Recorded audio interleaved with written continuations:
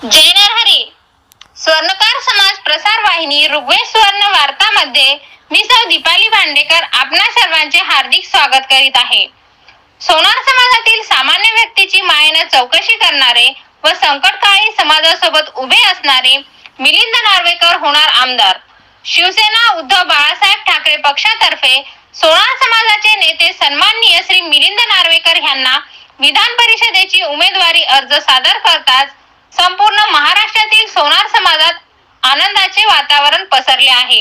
गावखेड्यांपासून तर शहरात सर्वत्र मिठाई वाटून सोनार समाज आनंद साजरा करीत आहे. कुशल संघटक व निष्पक्षपणे पक्षासाठी काम करणे हा गुण असल्याने त्यांना ह्यावेळी विधान परिषदेचे तिकीट देण्यात आले असून सोनार समाजाला विधान परिषदेच्या माध्यमातून नेतृत्व मिळणार असल्याने सोनार समाजात आनंदाचे वातावरण आहे. मिलिंद नार्वेकर हे सेनेत मोठ्या पदावर असले तरी त्यांची सोनार समाजाची नाळ जुडलेली आहे. त्यांच्याकडे समाजाचे कोणतेही व्यक्ती कुठलेही काम घेऊन गेल्यास ते त्यांची मायेने विचारपूस करतात व त्यांना पूर्णपणे मदत करतात. सोनार समाजाच्या प्रत्येक कार्यात ते सहभागी होऊन समाज उत्थान कसे होईल यावर मत सुद्धा व्यक्त करतात.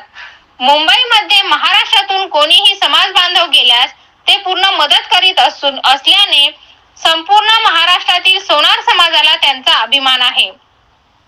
आज सोनार समाजाचा हा अभिमान विधान परिषदेत आमदार म्हणून जाऊन सोनार समाजावर होत असलेले अन्याय अत्याचार, श्री संत शिरोमणी नरहरी महाराज आर्थिक विकास महामंडळ, मुंबई रेल्वे स्थानकाला नाना जगन्नाथ शंकर सेठ यांचे नाव, सोनार व्यावसायिकांविरोधी कायद्यात बदल व पंढरपूर येथे संत शिरोमणी नरहरी महाराज यांचे भव्य स्मारक बनावे म्हणून सरकार दरबारी प्रयत्न करून समाजाचे खालच्या स्तरातील समाज बांधवांना न्याय मिळवून देण्याचे कार्य करतील ह्या आशेने संपूर्ण सोनार समाज पेढे व मिठाई वाटून आनंद साजरा करीत आहे.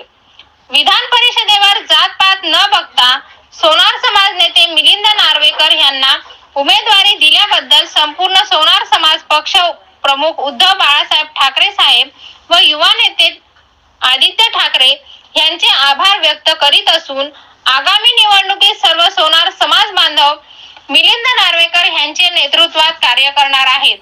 कोण आहेत मिलिंद नार्वेकर हे विस्तृतपणे जाणून घेऊया.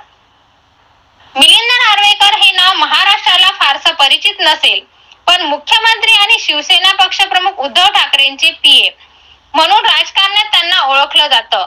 मिलिंद नार्वेकर हे आता फक्त उद्धव ठाकरेंचे स्वीय सहाय्यकच नाही तर शिवसेनेचे सरचिटणीसही आहेत. एक साधा शिवसैनिक उद्धव ठाकरेंचे पीए ते शिवसेनेचे सरचिटणीस. हा मिलिंद नार्वेकरांचा प्रवास कसा झाला, कोण आहेत मिलिंद नार्वेकर, त्यांच्या प्रवासाचा घेतलेला हा आढावा. मातोश्रीवर पोहोचलेला एक साधा शिवसैनिक मिलिंद नार्वेकर पहिल्यांदा मातोश्रीवर पोहोचले ते 1992 मध्ये. राजकीय विश्लेषक सचिन परब सांगतात, मिलिंद नार्वेकर मुळात एक साधे शिवसैनिक होते. त्यांची राजकीय कारकीर्द सुरू झाली ती मुंबईतून.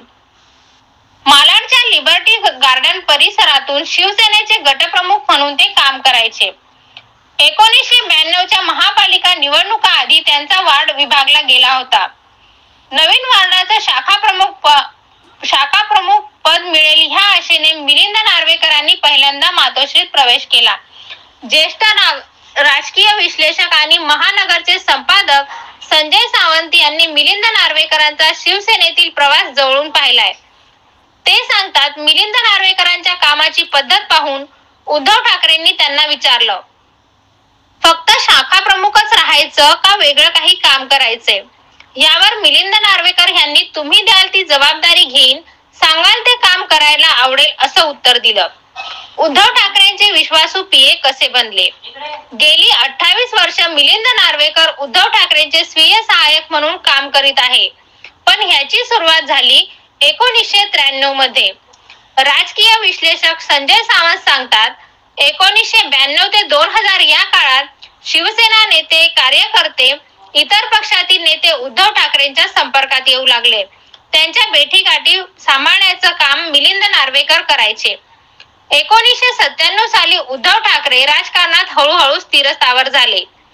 2002 मध्ये महाबळेश्वरच्या अधिवेशनात त्यांची कार्यकारी अध्यक्ष म्हणून नियुक्ती करण्यात आली. त्यानंतर उद्धव ठाकरेंना ची वेळ देणे, नेते कार्यकर्त्यांचे फोन घेणे, दौरे आखणे ही जबाबदारी सुद्धा मिलिंद नार्वेकर यांच्या खांद्यावर असायची. मिलिंद नार्वेकर उद्धव ठाकरेच्या विश्वासातील आहेत. उद्धव ठाकरेंनी त्यांना नेहमी सोबतीचं स्थान दिलं. काम पूर्ण करण्याचं संपूर्ण स्वातंत्र्य दिलंय.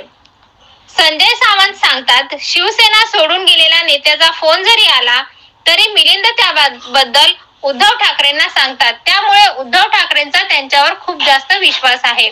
उद्धव ठाकरे अडचणीत सापडले किंवा पक्ष म्हणून सेनेसमोर अडचणीची परिस्थिती निर्माण झाली की मिलिंद सक्रिय होतात असं राजकीय विश्लेषक म्हणतात.